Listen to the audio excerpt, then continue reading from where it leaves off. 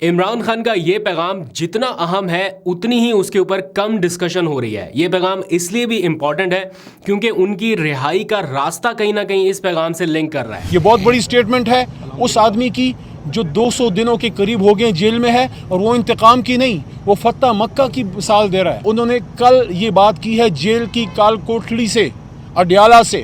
امت کے لیڈر نے کہا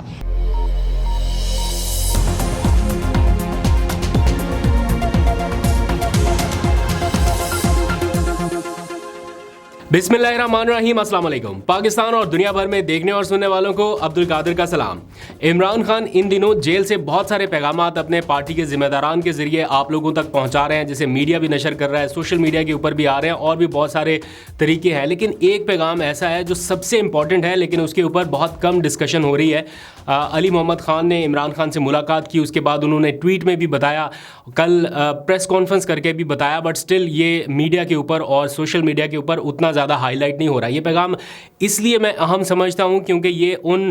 سرٹن کوارٹرز تک پہنچنا بڑا ضروری ہے, یا ان حلقوں تک پہنچنا بڑا ضروری ہے جہاں سے عمران خان کی رہائی جو ہے وہ کہیں نہ کہیں آسان ہو سکتی ہے. تو کل پاکستان تحریک انصاف کی پارلیمانی پارٹی کا دوسرا اہم اجلاس ہوا. اس اجلاس میں بھی یہ ساری چیزیں ڈسکس کی گئیں. یہ طے کیا گیا کہ یہ چیزیں جو ہے وہ ہم میڈیا کے اوپر ہائی لائٹ کریں گے. پھر علی محمد خان آئے, انہوں نے میڈیا ٹاک کی, اس کی تفصیلات بھی بتائیں, بٹ سٹل میڈیا کے اوپر تھوڑا سا اس کو کم ہائی لائٹ کیا جا رہا ہے. تو کوشش کرتے ہیں یہاں اس وجہ سے بھی میں آپ کو علی محمد خان کی وہ پوری گفتگو سناؤں گا, اس کا پس منظر بھی ابھی کچھ ہی دیر میں آپ کے سامنے رکھتا ہوں تاکہ آپ جان پائیں کہ جو ان کی ملاقات ہوئی اس میں جیل میں کیا ڈسکشن ہوئی, فتح مکہ کا ماڈل کیا ہے, اور سب سے امپورٹنٹ یہ کہ عمران خان معاف کرنے کے لیے تیار ہیں لیکن معافی لینے کے لیے وہ تیار نہیں ہے. یعنی اپنی سزائیں ختم کرانے کے لیے وہ پارڈن کا راستہ, وہ صدر عارف الوی سے جو ایک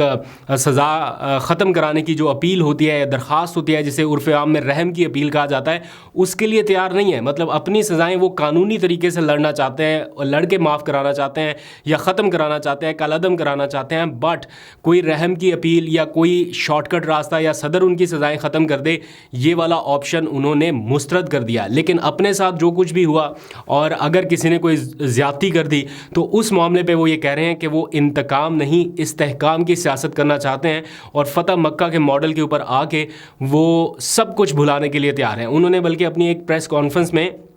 یہ علل اعلان کہا تھا کہ میرے پہ حملہ کرنے والوں کو بھی وہ معاف کرنے کے لیے تیار ہیں. تو اگر کوئی شخص اس حد تک آگے بڑھنا چاہتا ہے ان تلخیوں کو بھلا کے, تو میرا خیال ہے موقع ملنا چاہیے. ہاں, میں یہ ضرور کہہ رہا ہوں کہ یہ جو ان کا ایک پیغام ہے یہ ان کی انڈیویجول کیپیسٹی کے لیے تو ٹھیک ہے کہ اگر اپنے ساتھ ذاتی طور پر کچھ ہوا تو وہ بے شک جس کو مرضی معاف کرے. لیکن کچھ لوگ ایسے ہیں جو ابھی سمجھتے ہیں کہ جیسے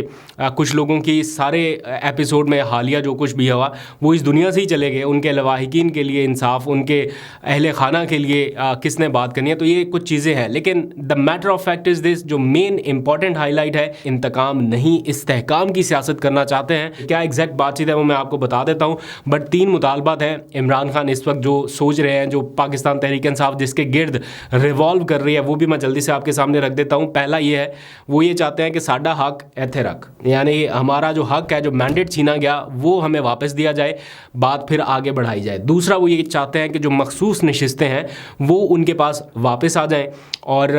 وہ کسی نہ کسی طریقے سے اپنی اپوزیشن کو لے کے آگے بڑھا سکے. اس وقت جو معاملات ہیں اس میں سمپل سی بات ہے کہ حکومت لینے کے لیے کوئی تیار ہو نہیں رہا. شاید آخری لمحات میں مسلم لیگ نون کوئی ماڈل اپنا لے پیپلز پارٹی کے ساتھ مل کے, بٹ ایٹ دا مومنٹ یہ ایک ایسی چیز بن چکی ہے جس میں کوئی بھی ہاتھ نہیں ڈالنا چاہتا, اور عمران خان بھی اپوزیشن میں جانے کے لیے تیار ہے. ساتھ ہی وہ یہ بھی چاہتے ہیں کہ ان کا جو انٹرا پارٹی انتخابات ہیں اسے وہ کروا لیں اور اسے بھی تسلیم کیا جائے, اور ان کی مخصوص نشستیں واپس آ جائیں. یہ 3 مطالبات ہیں جن کے گرد اس وقت پاکستان تحریک انصاف ریوالو کر رہی ہے. علی محمد خان اور ان کے ساتھیوں نے کیا بات چیت کی ہے, یہ ذرا گزشتہ رات کی ویڈیو ہے, میں اپلوڈ کرنا بھول گیا, بلکہ دیر ہو گئی تھی کافی, تو ابھی اپلوڈ کر دیتا ہوں, آپ لوگ دیکھیے. کل کور کمیٹی کی ڈائریکشن پہ محترم سردار لطیف کھوسہ صاحب کی انیشیٹو پہ میں, عامر ڈوگر صاحب, سردار لطیف کھوسہ صاحب, ان کی رہنمائی میں ہم گئے, اور صرف پاکستان کے نہیں, قوم کے نہیں, امت کے لیڈر کے ساتھ ہماری کل اڈیالہ میں ملاقات ہوئی.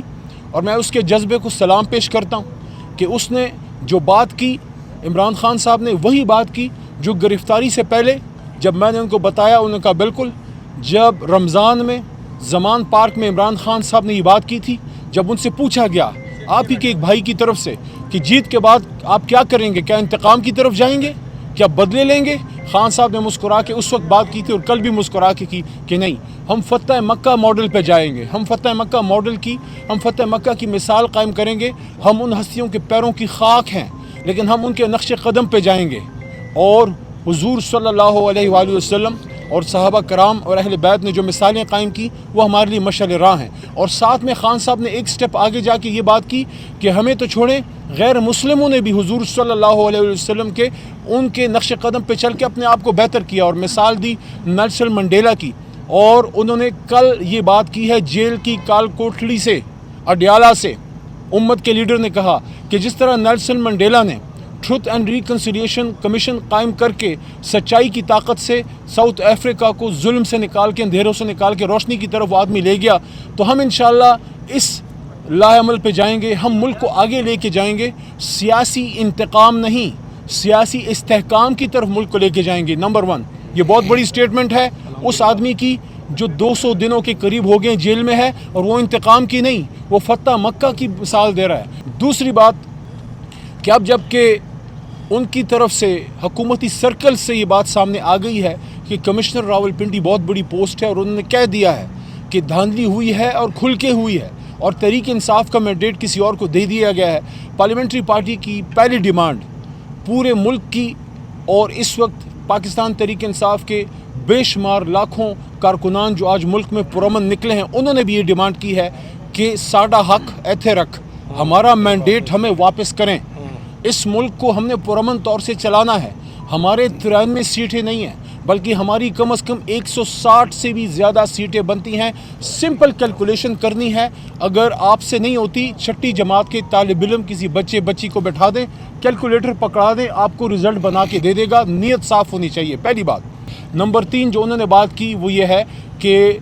کافی یہ چیز چل رہی ہے کہ تحریک انصاف کی جو ہماری ریزرو سیٹیں ہیں محترم خواتین کی, کیونکہ خواتین کا بڑا کردار ہے, اور مائنورٹیز کی خواتین نے جو اس تحریک میں جان ڈالی ہے, مثال قائم کر دی ہے. جس طرح فاطمہ جناح بی بی نے قائد اعظم کا ساتھ دیا, اسی طرح ہماری بہنوں نے قوم کے بڑے بھائی قوم کے لیڈر عمران خان کا ساتھ دیا ہے. ہم اپنی بہنوں اپنی خواتین کو سلام پیش کرتے ہیں جنہوں نے جیلیں کاٹی ہیں, جن تکلیفیں سہی ہیں, جنہوں نے سب چیز صحیح ہے لیکن سر نہیں جھکایا, حق کے ساتھ وہ کھڑی رہی ہیں. تحریک انصاف ان کو کبھی بھی پیچھے نہیں رہنے دے گی, اور اس کے لیے تحریک انصاف کی کچھ گفتگو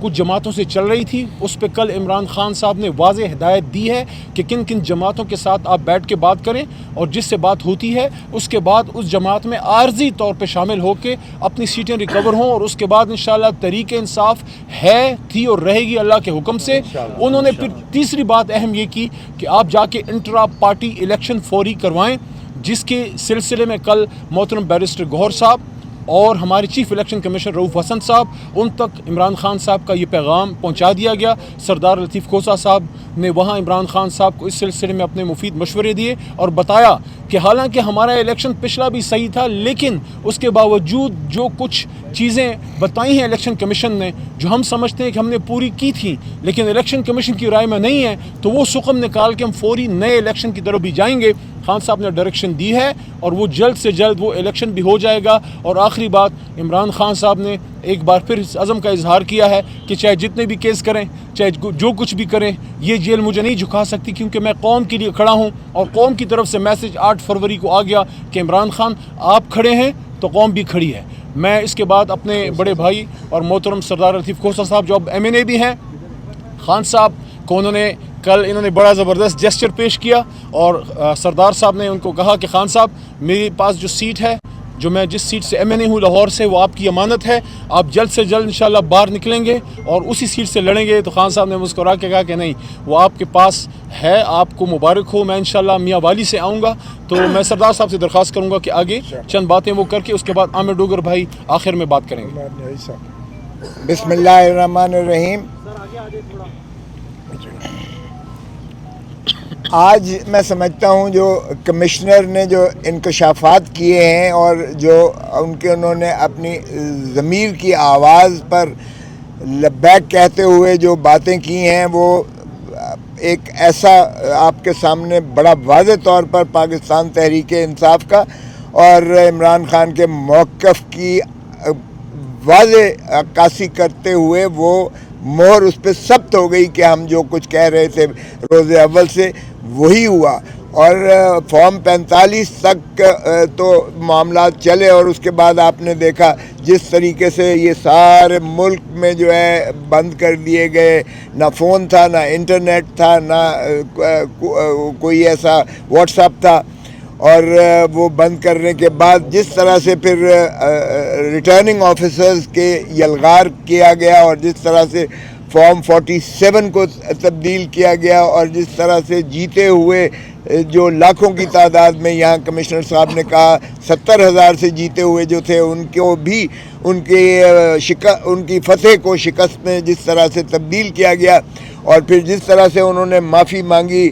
پریزائڈنگ آفیسر سے اور پولنگ آفیسر سے کہ میں نے جب انہیں حکم دیا کہ اس کو نتیجے کو تبدیل کرو تو وہ اشک بار ہو کر تبدیل کر رہے تھے. تو میں ان سے بھی بقول کمشنر کے میں معذرت خواہ ہوں، ان سے معافی مانگتا ہوں. تو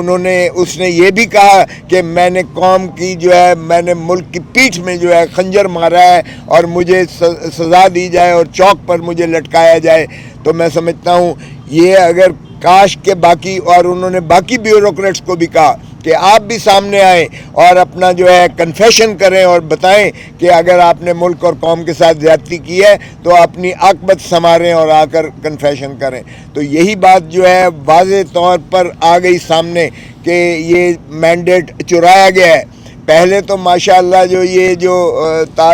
جو تاج پوشی کے لیے لائے گئے تھے، جو بڑی ڈٹھائی سے وزیر اعظم اپنے بھائی کو نامزد کرتے ہیں اور اپنے